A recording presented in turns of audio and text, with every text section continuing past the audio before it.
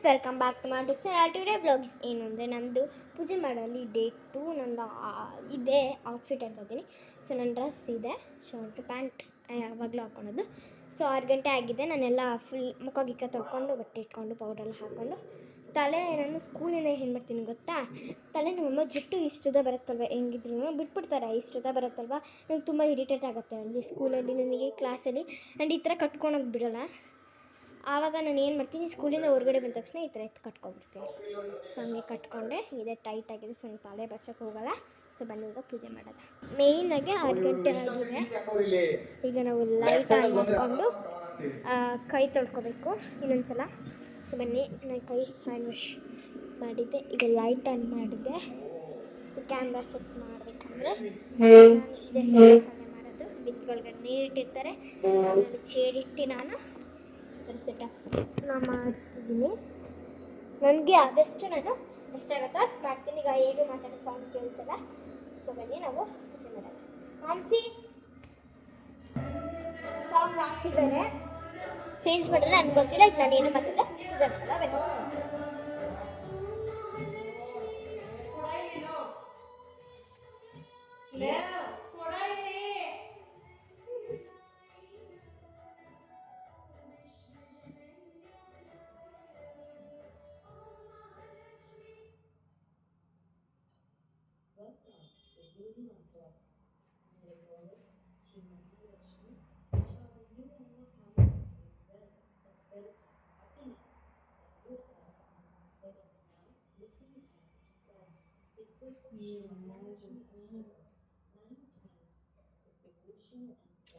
ಇದೆಲ್ಲ ಇದು ಧೂಪ ಎಲ್ಲ ಉದ್ದಿ ಬಿದ್ದಿರೋದು.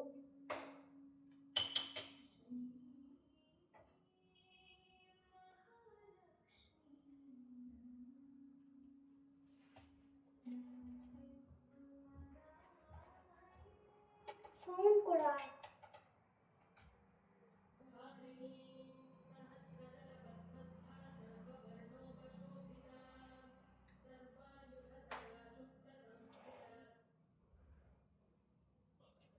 ನೋಡು, ನಿಂಗೆ ಯಾವ್ದು ಬೇಕು ಅದು ಮಾತ್ರ. ಲಕ್ಷ್ಮೀ ಅಷ್ಟೋತ್ತರ ಶತನಾಮಾವಲಿಃ. ಓಂ ಪ್ರಕೃತ್ಯೈ ನಮಃ, ಓಂ ವಿಕೃತ್ಯೈ ನಮಃ, ಓಂ ವಿದ್ಯಾಯೈ ನಮಃ, ಓಂ ಸರ್ವಭೂತಹಿತಪ್ರದಾಯೈ ನಮಃ, ಓಂ ಶ್ರದ್ಧಾಯೈ ನಮಃ, ಓಂ ವಿಭೂತ್ಯೈ ನಮಃ, ಓಂ ಸುರಭ್ಯೈ ನಮಃ, ಓಂ ಪರಮಾತ್ಮನಾಯೈ ನಮಃ, ಓಂ ವಾಚೇ ನಮಃ, ಓಂ ಪದ್ಮಾಲಯಾಯೈ ನಮಃ, ಓಂ ಪದ್ಮಾಯೈ ನಮಃ, ಓಂ ಶುಚಯೇ ನಮಃ, ಓಂ ಸ್ವಾಹಾಯೈ ನಮಃ, ಓಂ ಸ್ವಧಾಯೈ ನಮಃ, ಓಂ ಸುಧಾಯೈ ನಮಃ, ಓಂ ಧನ್ಯಾಯೈ ನಮಃ, ಓಂ ಹಿರಣ್ಮಯ್ಯೈ ನಮಃ, ಓಂ ಲಕ್ಷ್ಮ್ಯೈ ನಮಃ, ಓಂ ನಿತ್ಯಪುಷ್ಟಾಯೈ ನಮಃ, ಓಂ ವಿಭಾವರ್ಯೈ ನಮಃ, ಓಂ ಆದಿತ್ಯೈ ನಮಃ, ಓಂ ದಿತ್ಯೈ ನಮಃ, ಓಂ ದೀಪ್ತಾಯೈ ನಮಃ, ಓಂ ವಸುಧಾಯೈ ನಮಃ, ಓಂ ವಸುಧಾರಣ್ಯೈ ನಮಃ, ಓಂ ಕಮಲಾಯೈ ನಮಃ, ಓಂ ಕಾಂತಾಯೈ ನಮಃ, ಓಂ ಕಾಮಾಕ್ಷ್ಯೈ ನಮಃ, ಓಂ ಕಮಲಸಂಭವಾಯೈ ನಮಃ, ಓಂ ಅನುಗ್ರಹಪ್ರದಾಯೈ ನಮಃ, ಓಂ ಬುದ್ಧ್ಯೈ ನಮಃ, ಓಂ ಅನಘಾಯೈ ನಮಃ, ಓಂ ಹರಿವಲ್ಲಭಾಯೈ ನಮಃ, ಓಂ ಅಶೋಕಾಯೈ ನಮಃ, ಓಂ ಅಮೃತಾಯೈ ನಮಃ, ಓಂ ದೀಪ್ತಾಯೈ ನಮಃ, ಓಂ ಲೋಕಶೋಕವಿನಾಶಿನ್ಯೈ ನಮಃ, ಓಂ ಧರ್ಮನಿಲಯಾಯೈ ನಮಃ, ಓಂ ಕರುಣಾಯೈ ನಮಃ, ಓಂ ಲೋಕಮಾತ್ರೇ ನಮಃ, ಓಂ ಪದ್ಮಪ್ರಿಯಾಯೈ ನಮಃ, ಓಂ ಪದ್ಮಹಸ್ತಾಯೈ ನಮಃ, ಓಂ ಪದ್ಮಾಕ್ಷ್ಯೈ ನಮಃ, ಓಂ ಪದ್ಮಸುಂದರ್ಯೈ ನಮಃ, ಓಂ ಪದ್ಮೋದ್ಭವಾಯೈ ನಮಃ, ಓಂ ಪದ್ಮಮುಖ್ಯೈ ನಮಃ, ಓಂ ಪದ್ಮನಾಭಪ್ರಿಯಾಯೈ ನಮಃ, ಓಂ ರಮಾಯೈ ನಮಃ, नमः ॐ देव्यै नमः ॐ पद्मिन्यै नमः ॐ पद्मगन्धिन्यै नमः ॐ पुण्यगन्धायै नमः ॐ सुप्रसन्नायै नमः ॐ प्रसादाभिमुख्यै नमः ॐ प्रभायै नमः ॐ चन्द्रवदनायै नमः ॐ चन्द्रायै नमः ॐ चन्द्रसहोदर्यै नमः ॐ चतुर्भुजायै नमः ॐ चन्द्ररूपायै नमः ॐ इन्दिरायै नमः ॐ इन्दुशीतलायै नमः ॐ आह्लादजनन्यै नमः ॐ पुष्ट्यै नमः ॐ शिवायै नमः ॐ शिवाकर्यै नमः ॐ सत्यै नमः ॐ विमलायै नमः ॐ विश्वजनन्यै नमः ॐ तुष्ट्यै नमः ॐ दारिद्र्यनाशिन्यै नमः ॐ प्रीतिपुष्करिण्यै नमः ॐ शान्तायै नमः ॐ शुक्लमाल्याम्बरायै नमः ॐ श्रियै नमः ॐ भास्कर्यै नमः ॐ बिल्वनिलयायै नमः ॐ वरारोहायै नमः ॐ यशस्विन्यै नमः ॐ वसुन्धरायै नमः ॐ उदाराङ्गायै नमः ॐ हरिण्यै नमः ॐ हेममालिन्यै नमः ॐ धनधान्यकर्यै नमः ॐ सिद्ध्यै नमः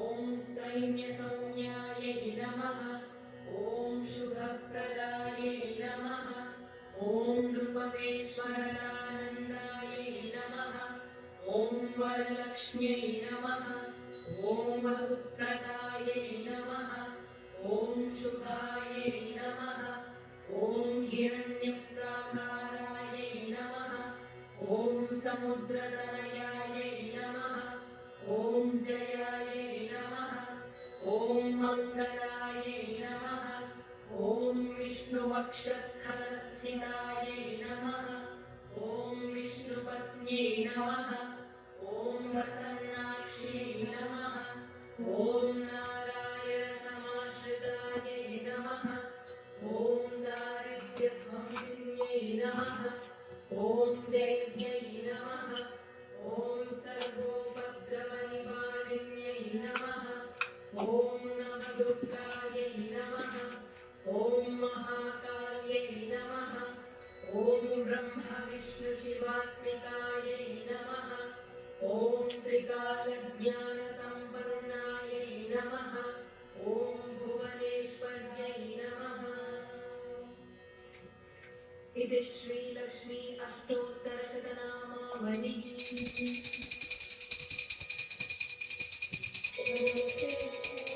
नमस्ते महामाये श्रीपीठे सुरपूजिते शङ्खचक्रगदाहस्ते महालक्ष्मी नमोस्तुते नमस्ते गरुडारूढे ओलासुरभयङ्करी सर्वपापहरे देवी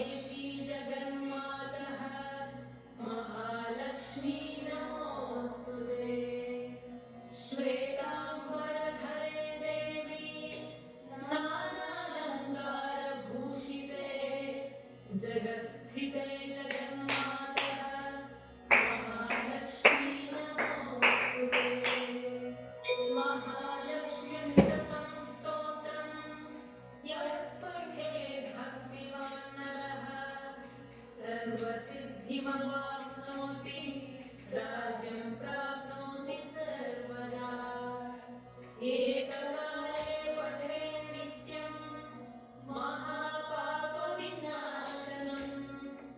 द्विकालं यः पठेत् नित्यं धनधान्यसमन्वितः त्रिकालं यः पठेत् नित्यं महाशत्रुविनाशनम् महालक्ष्मीर्भवेत् नित्यं प्रसन्ना वरदा शुभा इति श्रीमहालक्ष्म्यष्टकं सम्पूर्णम्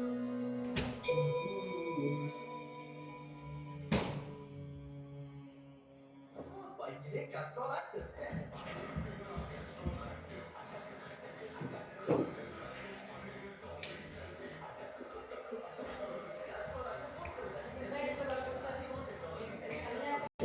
ಸೊ ಗೈಸ್ ಪೂಜೆ ಮುಗೀತು.